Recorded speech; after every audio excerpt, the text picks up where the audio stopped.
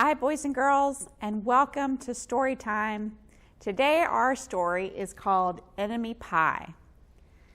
For my best enemy, here's the pie. It is by Derek Munson, and the pictures are by Tara Callahan King.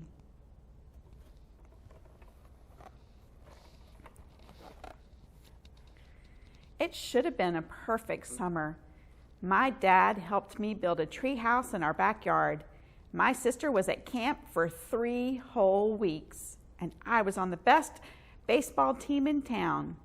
It should have been the perfect summer, but it wasn't. It was all good until Jeremy Ross moved into the neighborhood right next door to my best friend Stanley. I did not like Jeremy Ross. He laughed at me when he struck me out in a baseball game. He had a party on his trampoline, and I wasn't even invited. But my best friend Stanley was. Jeremy Ross was the one and only person on my enemy list. I never even had an enemy list until he moved into the neighborhood. But as soon as he came along, I needed one. I hung it up in my tree house where Jeremy Ross was not allowed.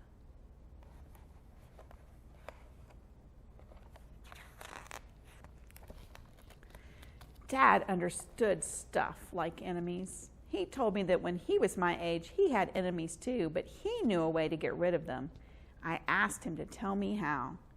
Tell you how? I'll show you how, he said. He pulled a really old recipe book off the kitchen shelf. Inside there was a worn out scrap of paper, faded with writing. Dad held it up and squinted at it. Enemy pie, he said, satisfied.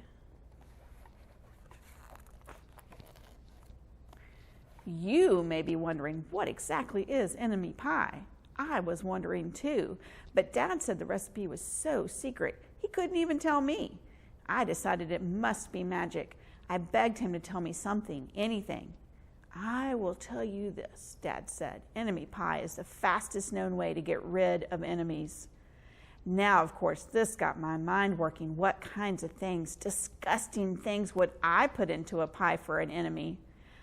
I brought Dad some weeds from the garden, but he shook his head. I brought him earthworms and rocks, but he didn't think he needed those. I gave him the gum I'd been chewing all morning. He gave it right back to me.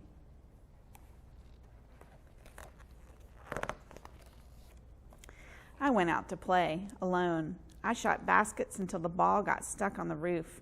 I threw a boomerang that never came back to me. And all the while, I listened to the sounds of my dad chopping and stirring and blending the right ingredients for enemy pie. This could be a great summer after all. Enemy pie was going to be awful. I tried to imagine how horrible it must smell, or worse yet, what it would look like. But when I was in the backyard looking for ladybugs, I smelled something really, really, really good. And as far as I could tell, it was coming from the kitchen. I was a bit confused. I went in to ask Dad what was wrong. Enemy pie shouldn't smell this good, I said. But Dad was smart. If enemy pie smelled bad, your enemy would never eat it, he said. I could tell that he had made enemy pie before. The buzzer rang, and Dad put on the oven mitts and pulled the pie out of the oven. It looked like a plain old pie. It looked good enough to eat. I was catching on. But still, I wasn't really sure how this enemy pie worked. What exactly did it do to enemies? Maybe it made their hair fall out or their breath stinky. Maybe it made bullies cry. I asked Dad, but he was no help. He wouldn't tell me a thing. But while the pie cooled, he filled me in on what my job was.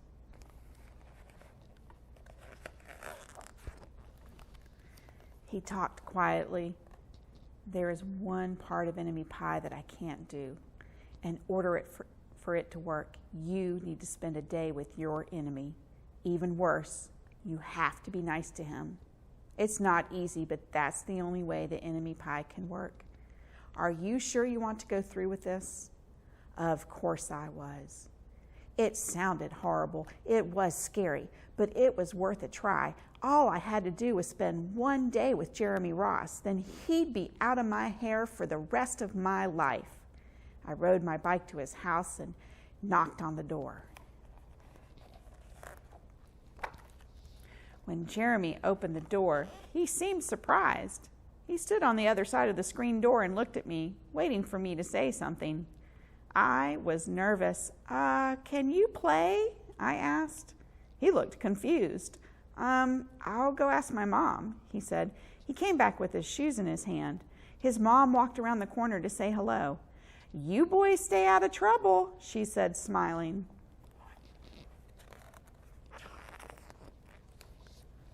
We rode bikes for a while and played on the trampoline. Then we made some water balloons and threw them at the girls, but we missed. Jeremy's mom made us lunch. After lunch, we went over to my house. It was strange, but I kind of was having fun with my enemy. He almost seemed nice. But of course, I couldn't tell Dad that since he had worked so hard to make this enemy pie. Jeremy Ross liked my basketball hoop. He said he wished he had a basketball hoop, but they didn't have room for one. I told him I let him win a game, just to be nice.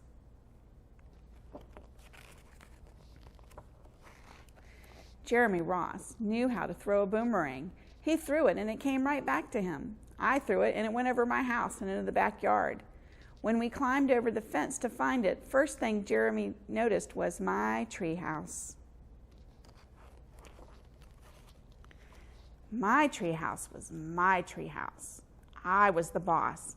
If my sister wanted in, I didn't have to let her. If my dad wanted in, I didn't have to let him. And if Jeremy wanted in, hey, can we go in your treehouse, he asked. I knew he was going to ask me that, but he was the top person, the only person on my enemy list. And enemies aren't allowed in my treehouse. But he did teach me to throw the boomerang. And he did have me over for lunch. And he did let me play on his trampoline. He wasn't being a very good enemy. Okay, I said, but hold on. I climbed up ahead of him and tore the enemy list off the wall. I had a checkerboard and some cards in the treehouse, and we played games until my dad called us down for dinner.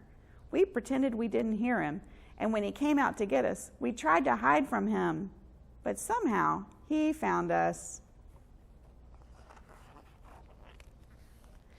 Dad made us macaroni and cheese for dinner, my favorite. It was Jeremy's favorite too. Maybe Jeremy Ross wasn't so bad after all. I was beginning to think that maybe we should just forget about enemy pie. But sure enough, after dinner, Dad brought out the pie. I watched as he cut the pie into 8 thick slices.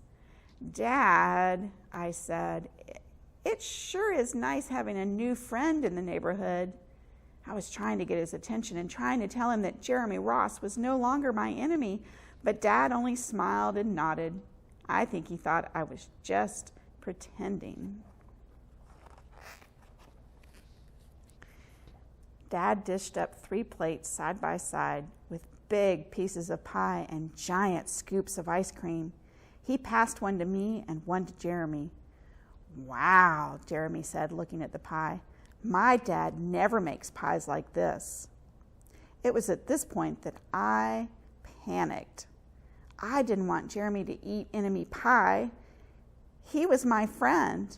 I couldn't let him eat it. Jeremy, don't do it. It's bad pie. I think it's poisonous or something. Jeremy's fork stopped before reaching his mouth. He crumpled his eyebrows and looked at me funny. I felt relieved. I had saved his life. I was a hero.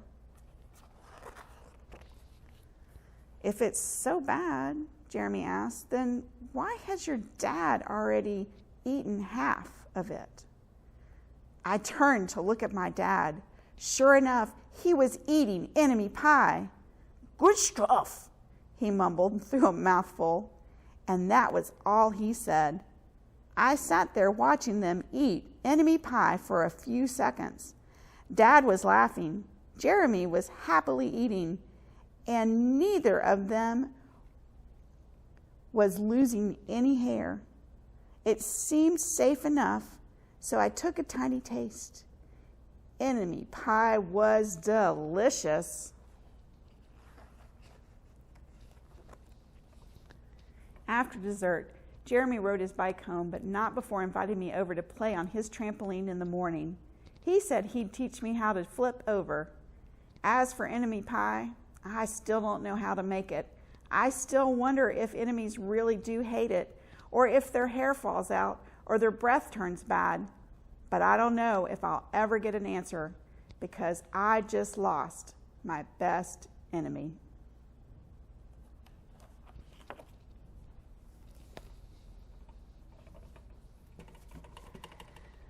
So it looks like Stanley maybe has another friend with Jeremy Ross. I hope you enjoyed this story, and maybe it'll make you want to make a pie. It makes me want to make a pie. Have a great day. See you soon. Take care.